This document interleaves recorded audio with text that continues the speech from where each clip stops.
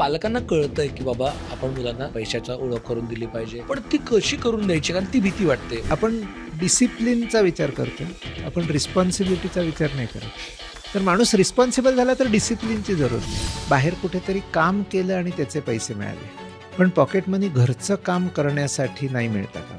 त्याचे पैसे नको. कारण मग ती सवय लागणार ना. ती पांघरुणाची घडी केली 5 रुपये. छोटी भाची आहे, ती एक दिवशी शाळेतनं अगदी आनंदाने घरी आली. ते म्हणली, तुम्हाला माहितीये का, आमच्या शाळेच्या कॅन्टीनमध्ये 10 रुपये दिले की बटाटे वडा फ्री मिळतो.